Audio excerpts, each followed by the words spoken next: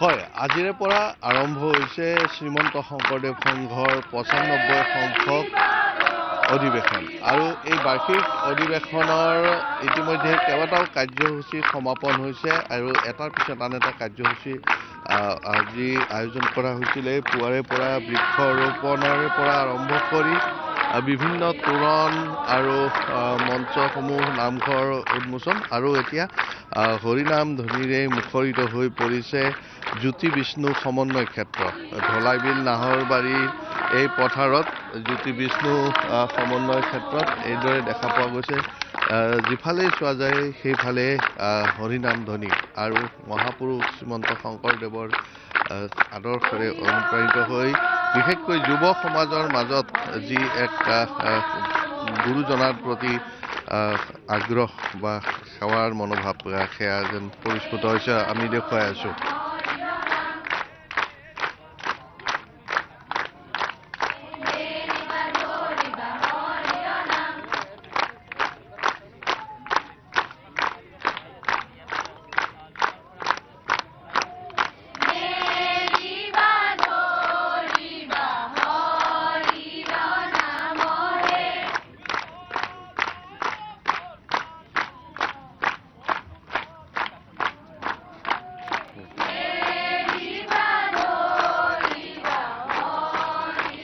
হৰিনামৰ ৰসে বৈকুণ্ঠ প্ৰকাশে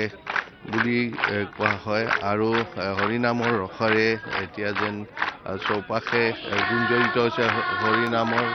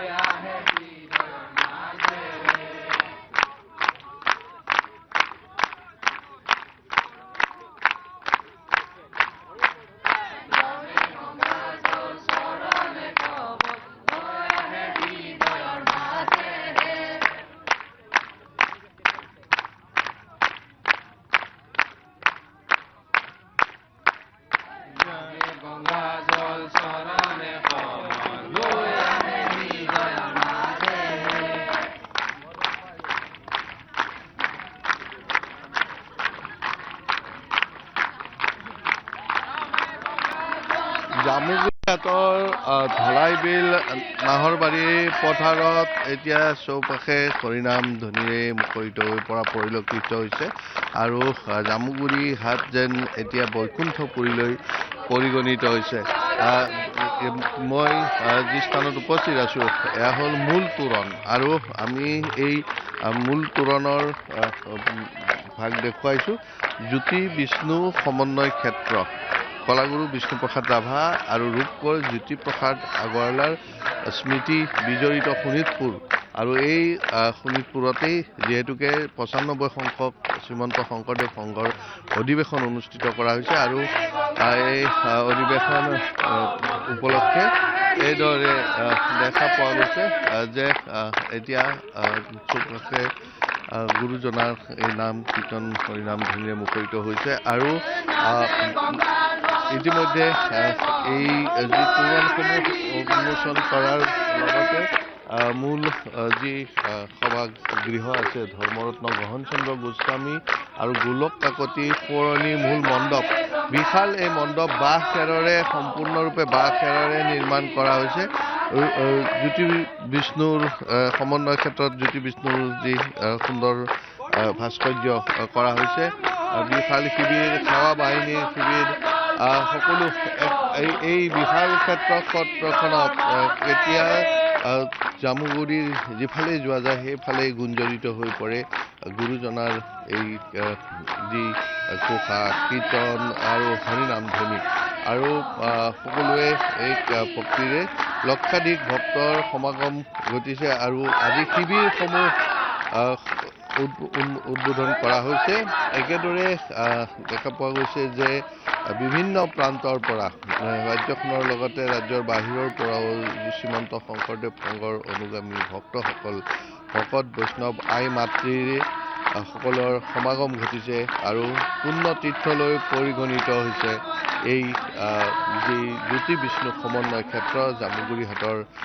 ধলাইবিল নাহৰবাৰীৰ পথাৰত আৰু এই জ্যোতি বিষ্ণু সমন্বয় ক্ষেত্ৰ এতিয়া সঁচা অৰ্থতেই যেন সমন্বয় ক্ষেত্ৰলৈ পৰিগণিত হৈছে আৰু বিভিন্ন বয়সৰ কোনো বয়সৰ বা কোনো জাতি বৰ্ণৰ নিৰ্বিশেষে সকলোৱে অংশগ্ৰহণ কৰিছে আৰু সকলোৰে মুখত কেৱল হৰিনাম ধ্বনি